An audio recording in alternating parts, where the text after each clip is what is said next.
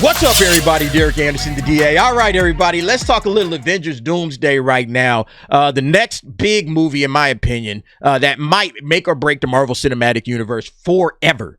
You know, I know the Fantastic Four is coming up, but everybody's looking at this movie because Robert Downey Jr. coming back as Dr. Doom. You got the Russo Brothers coming back. You know, these are the heavy hitters that made the biggest movies in the Marvel Cinematic Universe's history.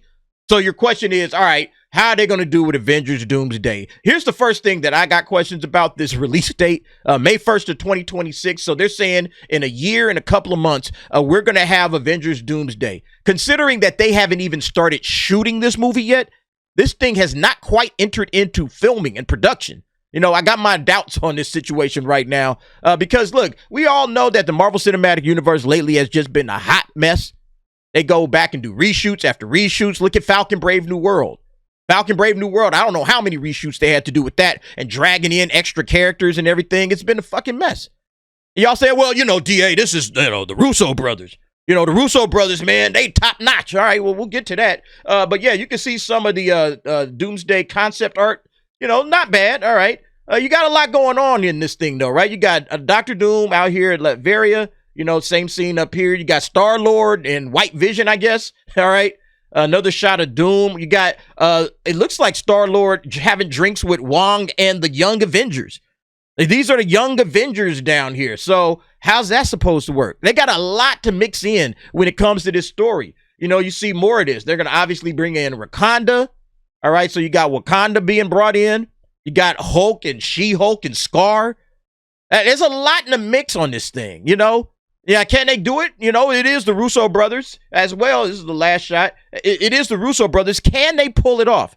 Well, let's look at the most recent thing that they had to drop. This right here is on Forbes. Avengers Doomsday director's latest 23% scored Netflix movie raises concerns. Oh, yeah.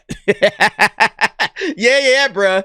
Yeah. There's some concerns right now because the most recent thing that they've done is this movie, Electric State. We were talking about this last night on the Nightcap. 23% on Rotten Tomatoes. 23%. The Russo brothers did this. And look, this is Netflix. Netflix spared no expense. $320 million. That's what they spent on this movie, The Electric State. $320 million in the whole. The Russo brothers' new Netflix movie debuts to their worst Rotten Tomato scores, even though it's one of the most expensive films ever made. One of the most expensive films ever made. This movie, The Electric State, apparently dropping next week on Netflix, but everybody's already dog walking it. Let's read some of the reviews. It has so much potential, especially its commentary on how technology and the internet has taken over everyone's mind since the 90s, but often gets so corny that I couldn't fully get behind it. He gives it a C+.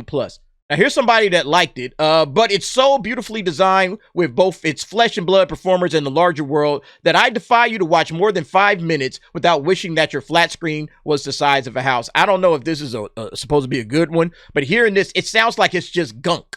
This guy, The Electric State proves that even if you have strong source material and excellent visuals, you can't always rise above the stereotypes of generic Netflix blockbusters. Yeah, that was like the impression that I got of this, that it's just going to be your typical Netflix blockbuster movie, you know, where it's got a lot of bells and whistles, but not a lot of story, not a lot of depth, not a lot of humanity, you know, just the flashy lights. Hey, watch us, you know, like that crap. You know, we get that a lot with Hollywood these days, and it looks like that's what the Russo brothers have churned out. Let's see, underneath the samey story and MCU quipathon. Oh shit, here we go. These guys, they're just going to give you a whole lot of MCU quipathon, quippy dialogue, snappy dialogue, punchy dialogue. Let's sound stupid. The dialogue that's increasingly rare to find in movies without a similar standing originality. So he's saying he likes it because it's original. Truth be told, there isn't a single laugh or even a knowing smile to be found in this relentlessly stale ordeal, which does for sci-fi adventures comedy what Gray Man did for action thrillers. Absolutely nothing. Damn, he gave it a D-.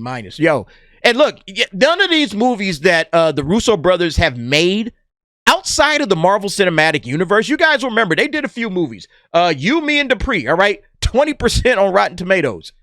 This is a Russo brothers movie. All right. They also did this one, Cherry. All right. 37% on Rotten Tomatoes. All right. With the critics, 72% with the popcorn meter. These are not good movies, y'all. All right. people do not like these movies. Now, the one they just talked about, The Gray Man, it did get a 90% with the audience, but they only got like 100 ratings.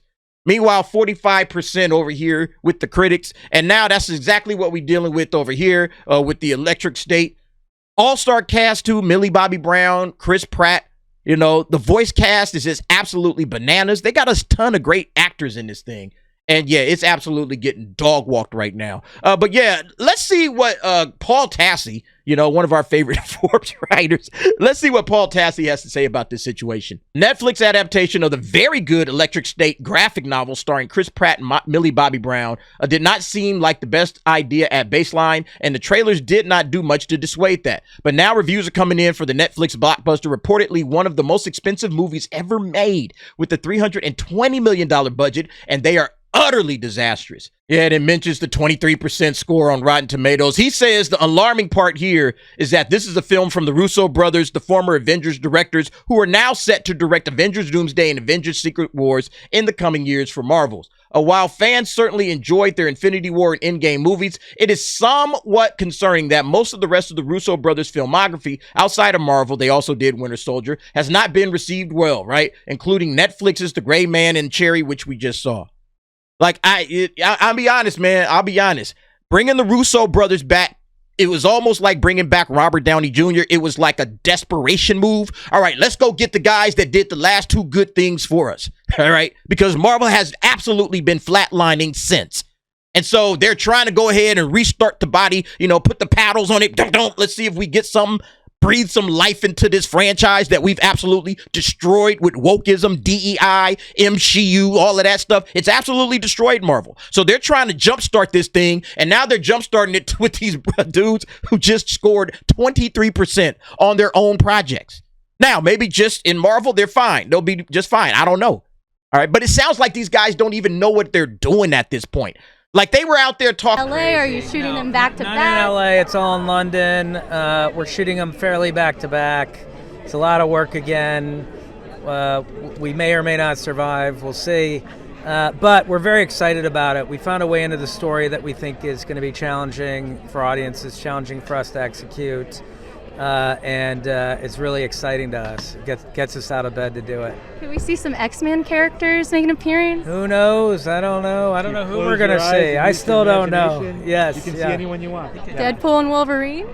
Maybe. Who knows? Whoever tickles your fancy. Anybody in the Marvel bag could show up in this movie. Yeah, they don't sound confident at all. They don't sound like they know what they're doing at this point. This movie comes out, ladies and gentlemen, this movie comes out in a year and 2 months, at least the first one. You know, they said they're going to shoot them back to back. The first movie comes out a year and 2 months. Do you really think this thing is going to be ready? And do you think it's going to look good? Or is the CGI going to be hot shit? Is everything going to click together? All of these little photos and everything, is all of this. This is a lot of story that they're showing here. A lot of interesting little vignettes and scenes and everything. Is all of this stuff going to come together in a year? In a year, in less than a year, because they got to get the story right when they're by the time they're done shooting. Otherwise, it's going to be Falcon Brave New World all over again. I have a feeling this thing is going to be an absolute disaster. I'm serious. The hope, of course, is that they inherently understand something about Marvel films that does not translate into their other movies, but producing a $320 million movie for Netflix that has awful scores is not terribly reassuring when their next project is meant to be these pivotally important Marvel movies, especially in a very wobbly area of the franchise to begin with. See, that's the main thing. This is a wobbly era. This is the multiverse saga that they're working with. And this thing has not come together right at all. At all. So it's going to be interesting to see if they could do anything with this. But, you know, these Rotten Tomato scores, man, I'm telling you, if you're a Marvel fan, if you like Marvel Cinematic Universe and you're looking at that score and seeing where Marvel is right now, how can you not be concerned? Especially when it seems like they're doing a rush job on this. Yeah, yeah, let's hurry up and get this thing cracking. Let's prep it out there. Let's get it going. Like, what's the story? They don't even seem to know what the story is. They're all over the place with this thing. It will also be missing many core characters that have built up audience appreciation for a decade, like Tony Stark, Steve Rogers, and Natasha Romanoff around. Yeah, they giving us, you know, characters that we couldn't give two cotton picking fucks about. All right. They're giving us the young Avengers. All right. Maybe Star-Lord, if he's going to be prominent in this thing, he probably is going to need to be. They're probably going to need a whole lot of Chris Pratt as Star-Lord in this to try to sell this movie. And maybe even, hey, we're going to bring Guardians in wherever we can. If we can bring, like, you know, a couple of Guardians of the Galaxy, you know, Rocket, you know, let him come through or some shit. Like, they're going to have to do stuff like that in order to sell this movie.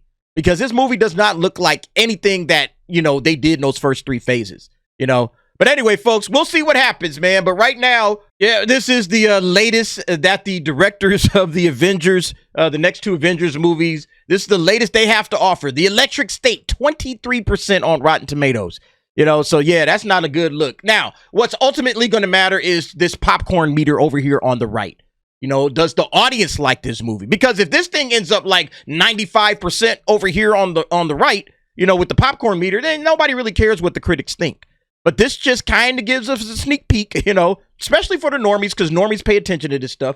This might give us a little bit of a sneak peek as to what we can expect when it comes to the Avengers, and it ain't great. Anyway, y'all let me know what y'all think. Jump down in the comments. Give me your thoughts and opinions on that. And thanks for watching. See you next time.